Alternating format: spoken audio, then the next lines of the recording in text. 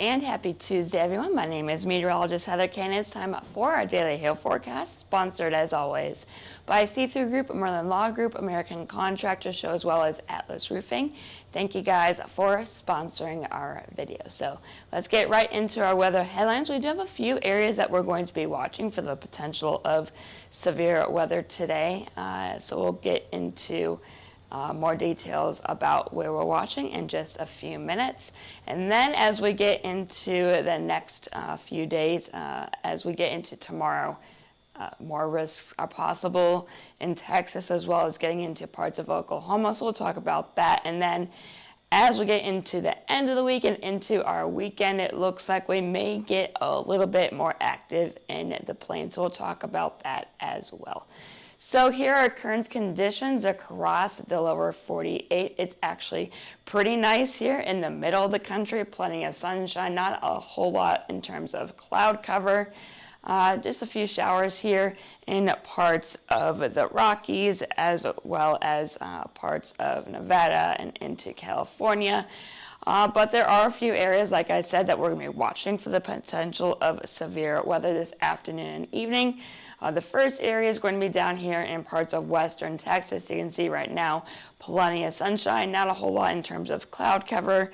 A few clouds here in parts of southwestern and central Oklahoma, just some high clouds there. And you can see a few showers trying to pop up in parts of western Texas. We will be watching this area again this afternoon and evening for some isolated storm development. And then up into the Great Lakes region, we currently have a nice swath of some moderate to heavy rain falling from Ohio into Indiana, westward into central Illinois.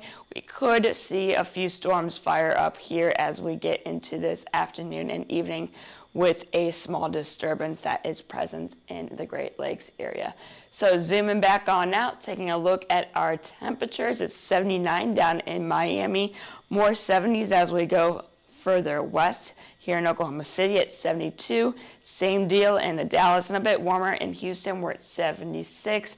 And again, those temperatures of 70 to 80 degree weather stretches all the way to Southern California. The northern part of the U.S. associated with that northern disturbance, it's a bit cooler.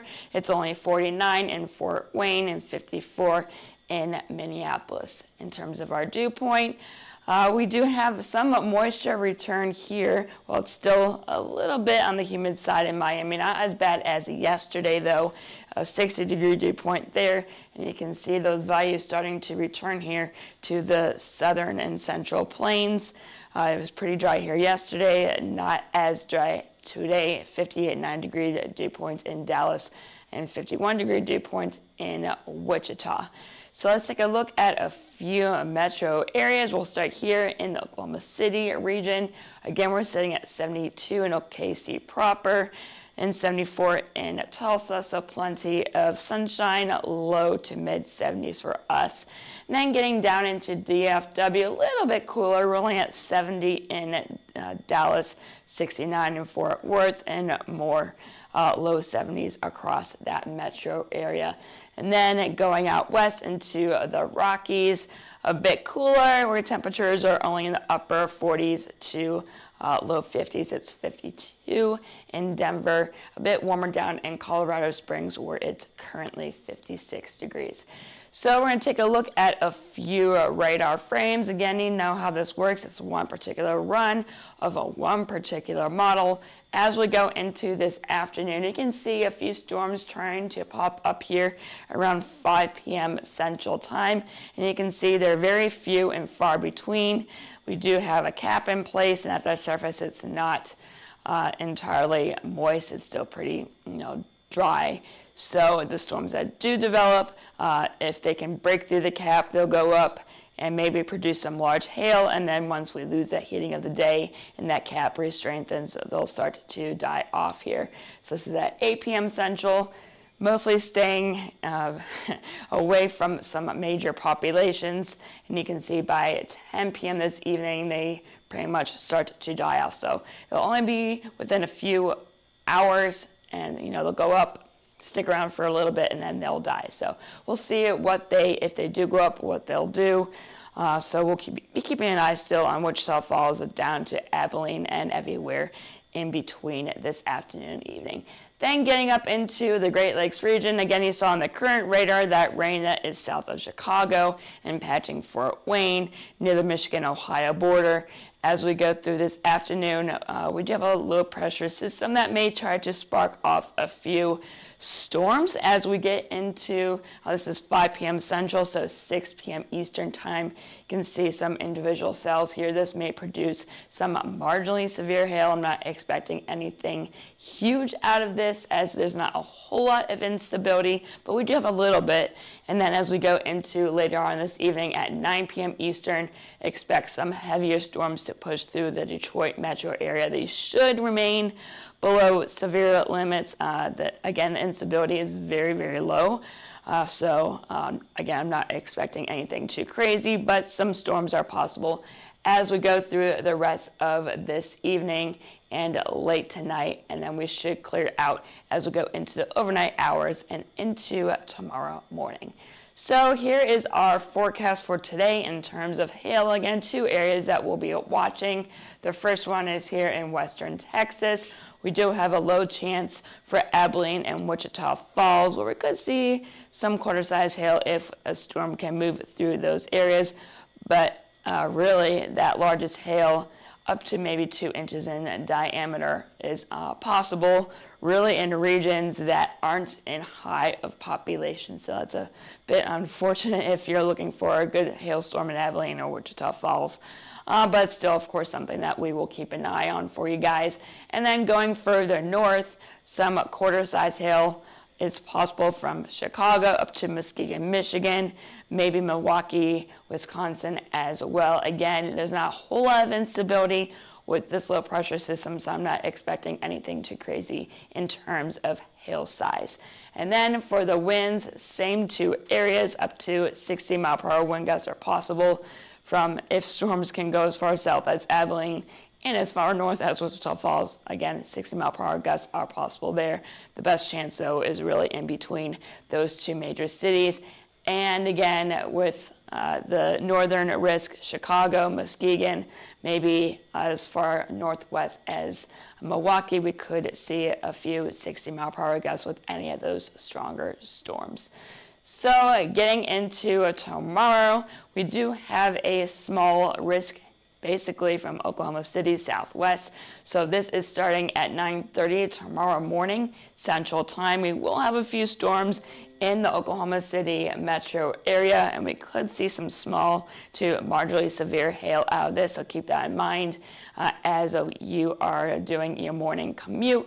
And that will move off to the southeast as we get into the early afternoon hours. This is at 12:30 p.m. Central Time, and then those will start to dwindle off and move off to the east, and just a few showers will be left around. And then we will focus on the southern part of the risk as we get into tomorrow evening. Again, a cap will be in place. The storm coverage will be pretty isolated, but the storms that will be potentially able to break through that cap, we could get some large hail out of this. But kind of like today, it looks like a lot of those major cities are going to be most likely missed. But again, large hail possible with these.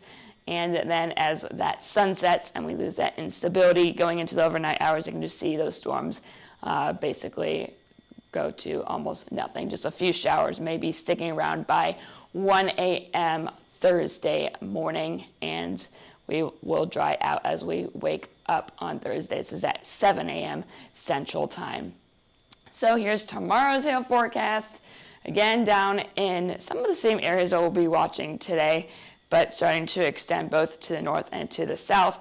I'm going to zoom on in here. I'm not keeping the sizes very large at this time because, again, there will be a cap in place, but we will update this as we get into tomorrow. But Midland all the way up into Oklahoma City, we could see some quarters, maybe some $half size hail here, especially in Midland. And again, here in Oklahoma City, that risk will be in the morning to early afternoon hours, and then we should be okay as we get into the rest of the day tomorrow. But then in the evening hours tomorrow, that's where we'll be watching basically in between Midland and just the west of Wichita Falls, where we could see some up to golf ball size hail there. And then in terms of wind, same deal, same areas. And again, the risk for here in Oklahoma will be in the morning to the early afternoon hours, and then they should die off. We'll see what Mother Nature does. She's been surprising us a lot already this year. And then that risk of severe winds all the way down to Midlands, where we have a low and a chance to see a gust or two if we can get a storm to impact you. As right now, the models are keeping the storms in between these two areas. So we'll keep an eye on that for you. Then, things are going to start potentially getting a bit more active as we get into past, today and into tomorrow. So we'll start basically for this afternoon. That low pressure in the Great Lakes region will push off to the east, and we do have a little wiggle here in western Texas, which will be the focus for a storm or two this evening. Getting into tomorrow afternoon, again, you can see a little bit of a disturbance here in the flow in parts of Texas, and so that will be the focus of severe weather for our Wednesday. But then you can see a stronger trough starting to move its way on in from the Pacific, entering the southwest as we get into our Thursday.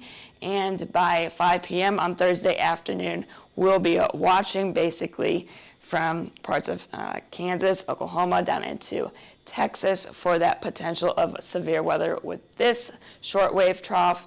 And then getting into Friday, it starts to push a little bit off to the east and then into the northeast. But then as we get into Saturday, we will see another shortwave trough here entering the region. Basically some of the same areas that we'll be watching on Thursday and Friday. So Kansas, Oklahoma, down into Texas, we'll be watching that area for our Saturday. And you can see it really starts to strengthen overnight.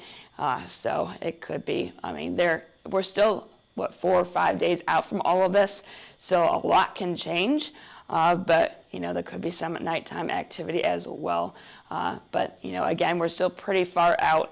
So we're not going to get extremely detailed with everything, but getting into Sunday, that risk will shift up into the parts of the Great Lakes region, and then Monday that one starts to weaken. But yeah, a lot of little short waves within this main trough that we'll be seeing over the next few days. So we're going to go a little bit lower into the atmosphere. So taking a look at our jet stream there. Cooler weather in the Great Lakes region. That low pressure system as we go into today and into tomorrow will start to move off to the east.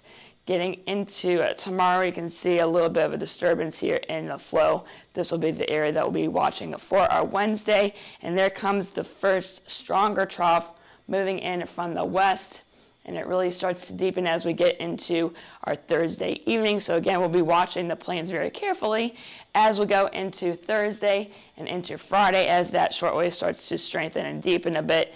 And that one moves off as we get into Friday, moves off to northeast, and then another one starts to move on in for our Saturday, and we'll track off to the east on our Sunday. So it's going to be potentially a bit busy as these few troughs getting from Thursday through Sunday look to be a bit on the stronger side. So yeah, we'll get into those areas that we'll be watching in just a few moments. So here are our dew points. You can see that moisture is starting to return into the southern and central plains.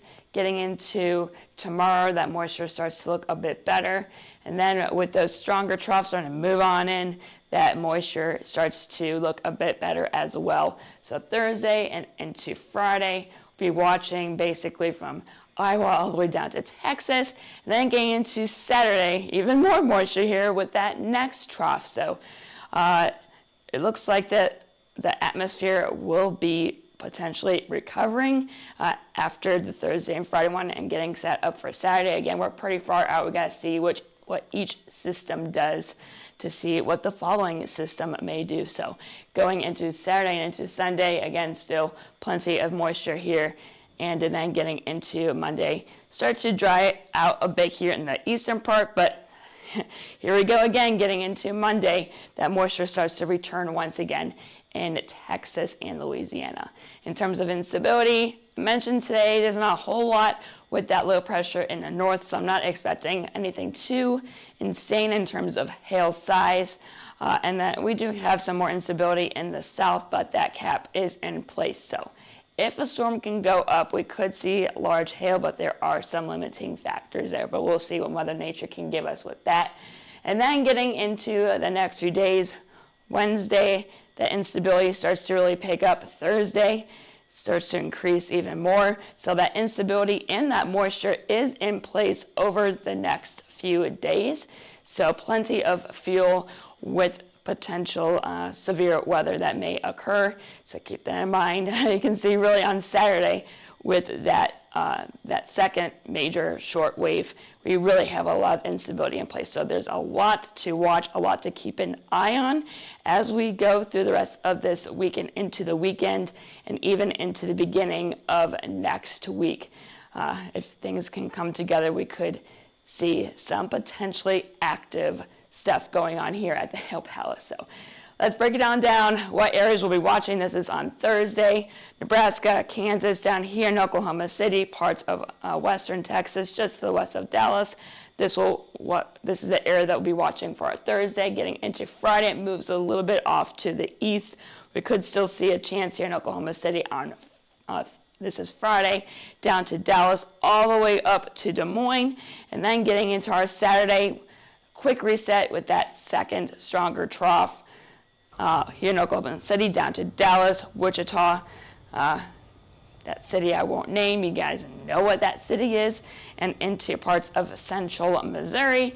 And then as we get into Sunday, a bit of a track to the east, so Chicago, St. Louis, down to Little Rock, and near the Texas, Arkansas, Louisiana border, maybe as far south as Shreveport. This is the area that we'll be watching on Sunday. So a lot, not a whole lot going on today, and maybe not a whole lot tomorrow, but getting into Thursday through Sunday with those two stronger short waves, there could be a lot going on potentially. We're still a bit far out, but make sure that if you haven't already, follow us on Twitter, X, whatever the heck you want to call it, Facebook, Instagram, YouTube, as well as our TikTok page.